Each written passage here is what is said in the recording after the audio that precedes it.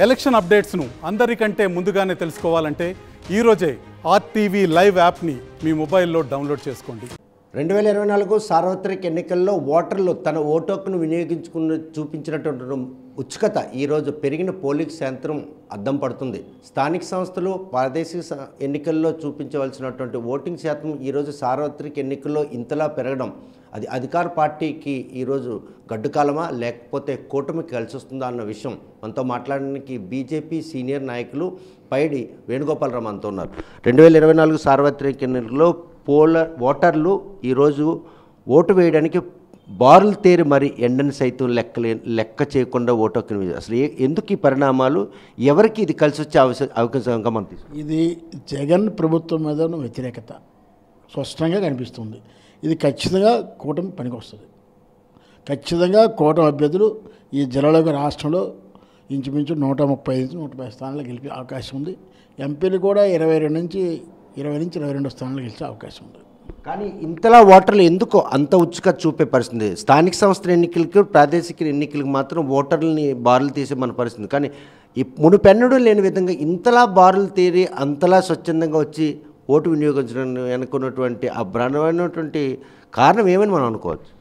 గతంలో జగన్ వైఎస్ఆర్సీపీ ఓడిపోయింది ఒకసారి 2014లో. ఒకసారి అవకాశం ఇద్దామని చెప్పేసి ప్రజలు అవకాశం ఇచ్చారు. ఇచ్చిన తర్వాత ఈయన ఎన్నో రకాల వాగ్దానాలు చేశాడు. నిరుద్యోగులు ఉద్యోగాలు లేవు, వ్యాపారస్తులకు వ్యాపారాలు లేవు, తర్వాత ఉద్యోగస్తులు కానీ పెన్షన్స్ కానీ ఎవరు కూడా సరైన టైంలో జీతాలు లేవు, తర్వాత ఉపాధి అవకాశాలు లేవు. అందువల్ల అన్ని కార్మికులకి ఉపాధి అవకాశాలు లేవు. ఇసుక కొరత వల్ల కార్మికులు కూడా భవన మార్గాలు కూడా సుమారు ఒక 50 లక్షల మంది వీధిని పడే పరిస్థితి. ఈ అందరూ కూడా ఈ ప్రభుత్వం మారితే కానీ మన బ్రతుకులు బాగుపడవు, మన జీవితాలు బాగుపడవు అని ఒక నిర్ధారణకు వచ్చారు. అది మీ వరకు మీరు మీ పక్క నుంచి ఆలోచన. కానీ ఈసారి వైసీపీ పార్టీ మాత్రం 151 సీటు కంటే ఎక్కువే రావడానికి ఈ పోలింగ్ నమోదు ప్రక్రియ మాకు దోహదపడుతున్నాడు. ఈ ప్రక్రియ నేను నిన్ననే విన్నాను. అమెరికా నుంచి కూడా ఒక మహిళ వచ్చి ఓడేసింది.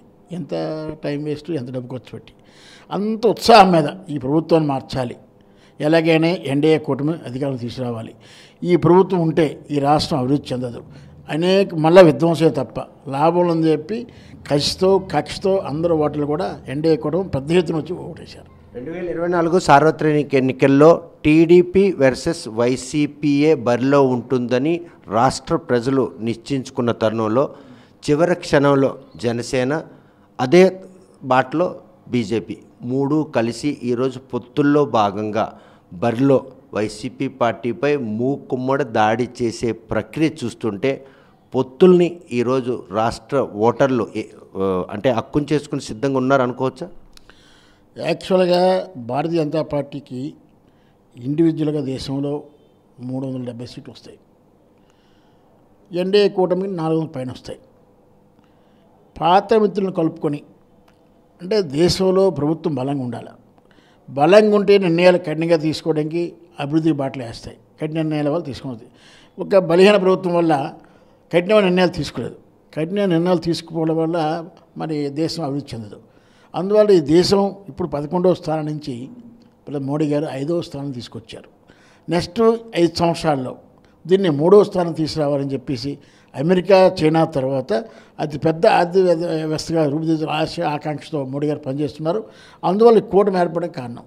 అదేవిధంగా రాష్ట్రంలో కూడా ఈ కూటమి ఏర్పాటు క్రమంలోనే బాబు బీజేపీ అంటే బాబు, జగన్, పవన్ ఈ ముగ్గురు కూడా 3 కళ్ళుగా ఈరోజు బీజేపీ వాళ్ళ ముగ్గురు నేతలను కూడా ఆరాధిస్తుంది. నిజమేనా? ఆదరిస్తుంది. ఎందుకంటే ఈ విధ్వంసకర పాలన చరమగీతం పాడాలంటే జనసేన, బీజేపీ ఆల్రెడీ పొత్తులో ఉంది. భాగంలో ఎన్డీఏలో జనసేన పార్టీ ఉంది. మరి జగన్ ఎందుకు అంతగా ఆరాధిస్తుంది బీజేపీ? జగన్ ఏమీ ఆరాధించలేదు. ఏ సీఎంనైనా ప్రధానమంత్రి గౌరవించి తప్పదు. రాష్ట్ర ముఖ్యమంత్రిగా ఢిల్లీ పోతే గౌరవిస్తారు, అందులో తప్పే ఉండలేదు. మన రాజ్యాంగబద్ధంగా గౌరవించాలి. కానీ రాష్ట్రం ఇంత విధ్వంసం అవుతున్నా కూడాను ఒక దేశ ప్రధానిగా ఆంధ్రప్రదేశ్ అంటే నవ్య ఆంధ్రప్రదేశ్ అంటే రాజధాని లేనటువంటి ఈ రాష్ట్రంలో 3 రాజధానుల ప్రక్రియ ఇటువంటి పోకట్లు పోడుతున్నప్పుడు కనీసం భారతదేశంలో ఒక భాగమైన ఆంధ్రప్రదేశ్లో జరుగుతున్న విషయంలో ఎందుకు బీజేపీ చొరవ తీసుకోకుండా 5 ఏళ్ళు నిర్లక్ష్యం చేసింది. నిర్లక్ష్యం ఏమాత్రం వహించలేదు. అనేక సందర్భాల్లో అనేక ఆర్థికపరమైన అప్పులు వాడినప్పుడు కానీ ఈ సబ్మిట్ చేసే విధానంలో కానీ కేంద్ర ప్రభుత్వానికి ఈయన సబ్మిట్ చేసే విధానంలో కానీ అనేక హెచ్చరికలు కూడా గతంలో ఎన్నోసార్లు ఆర్థిక శాఖ చేసింది, నిర్మలా సీతారామన్ చేసింది, అందరూ కూడా చేయడం జరిగింది. సో ఆ మాట వినకపోవడం ఈరోజు టీడీపీ జనసేనతో బీజేపీ పొత్తు ఆవశ్యకత ఏర్పడిందా? అలాగేం కాదు, టీడీపీ పాత మిత్రుడే. ఇంతకుముందు కూడా 2014లో కూడా కలిసి పనిచేసాం. ఇంతకుముందు ఇంచుమించు 4 సార్లు, ఇది 4వసారి టీడీపీ బీజేపీ కూటమి గారి జనసేన ఈ మధ్యలో 2014 తర్వాత వచ్చింది. కానీ గతంలో మేమందరం కలిసి చాలాసార్లు పనిచేసినప్పుడల్లా కూడా కూటమి వస్తుంది. చూస్తే ప్రస్తుతం సీట్లు బట్టవాడా విషయంలో బీజేపీకి జనసేనకి ఇచ్చినటువంటి ఏవైతే ఎంపీ కావచ్చు ఎమ్మెల్యే స్థానాలు వైసీపీ ఆ సీట్లన్నీ కూడా గెలుపు ఖాతాలో వేసుకుంది. ఇక మిగతావి ఏమంటే టీడీపీకి సంబంధించినటువంటి కొన్ని స్థానాలు కనుక చేల్చగలిస్తే అధికారంలోకి వస్తాం, మీ 2 పార్టీలకు ఇచ్చినటువంటి సీట్లలో మీ 2 పార్టీల అభ్యర్థులు ఓడిపోవడం ఖాయం అన్నటువంటి ధీమా వైసీపీ వ్యక్తం. అదంతలో భ్రమ మాత్రమే. ఇది ఈ సీటు గ్యారెంటీ గెలిచేస్తాము గెలవని లేదు. అన్ని సీట్లు 175 సీట్లు ఒకలాగే చూస్తాం మేము.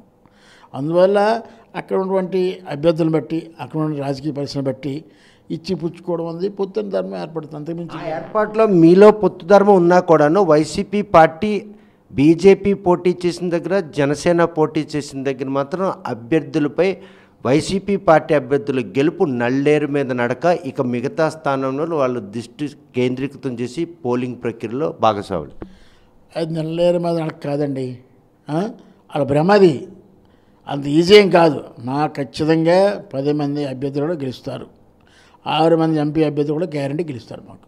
కానీ మరి అలాంటప్పుడు 151+ స్థానాలు గెలుచుకొని ఆంధ్రప్రదేశ్లో రేపు రాబోయే ఎన్నికల ఫలితాలు దేశ చరిత్రలోనే నిలిచిపోయే ఫలితాలుగా ఉంటాయని ధీమా వ్యక్తం చేస్తున్నారు జగన్మోహన్. ఏమంటారు?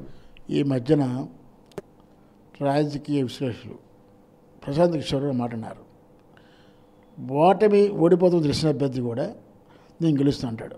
ఏ పార్టీ ఓడిపోతాం అన్నప్పటికీ తెలిసినప్పటికి కూడా తెలిసిపోద్ది. జనరల్గా తెలిసిపోద్ది. ప్రజల మీద అవగాహన ఉన్న వ్యక్తులు ఎవరికైనా మన మీద ప్రజా రెస్పాన్స్ ఎలాగుంది, మనం ఓటింగ్ మన పడుతుందా లేదని తెలిసిపోద్ది. కౌంటింగ్ అయినంత సందర్భంలో 2 రౌండ్లు అయితే వీడికి తక్కువ మెజార్టీ వచ్చిన 4-5 రౌండ్లో ఎక్కువ వస్తాయి, అప్పుడు కలిసిపోతుంది. ఆశతో పోయినంత వరకు కూడా ఏ అభ్యర్థి కూడా నేను ఓడిపోతానని చెప్పడు. మన రాష్ట్రంలో కానీ దేశంలో పరిస్థితులు ఉన్నాయి.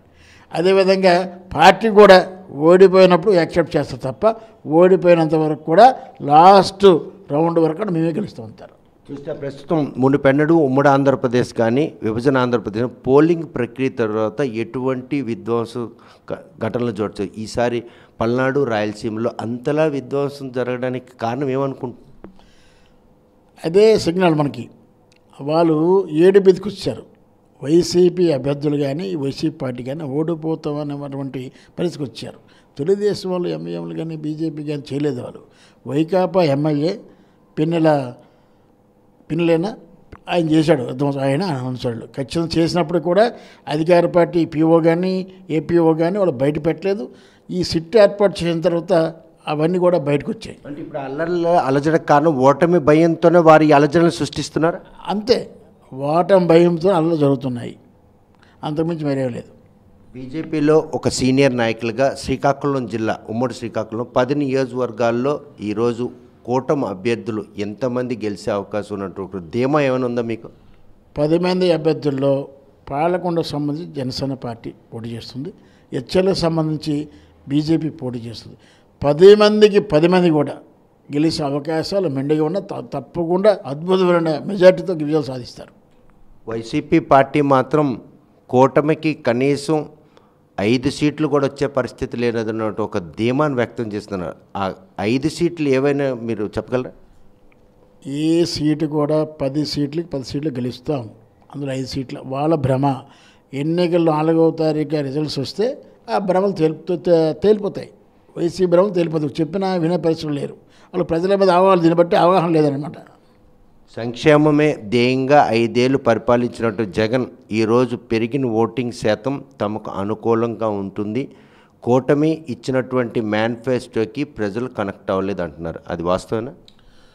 సంక్షేమం పక్క ఉంచండి, ఏదైనా సంక్షేమము ఏదైనా అభివృద్ధి జరిగిందంటే కేంద్ర పార్టీ ఇచ్చిన నిధుల ద్వారా అభివృద్ధి జరిగింది తప్ప పిఎంఏ ఇల్లు కానీ, జలజీవన మిషన్ ఇది కానీ, గ్యాస్ కనెక్షన్లు కానీ, గ్రామీణ సడక్ యోజన హైవేస్ కానీ, ఉపాధి హామీ పథకం కానీ ఏదైనా జరిగిందంటే కేంద్రంతో పథకాలు తప్ప ఈ రాష్ట్ర ప్రభుత్వం ఏది చేసింది లేదు. అది ఆ పబ్లిసిటీ ఎక్కడ ప్రజల్లో కానీ ఓటర్లో కూడా కనిపించలేదు. ఇది 5 ఏళ్ళలో కరోనా ప్యానిక్ ఒక 2 ఏళ్ళు పోతే 3 ఏళ్ళు సాధారణ పరిస్థితులు వచ్చేసరికి కొంత సమయం పట్టింది.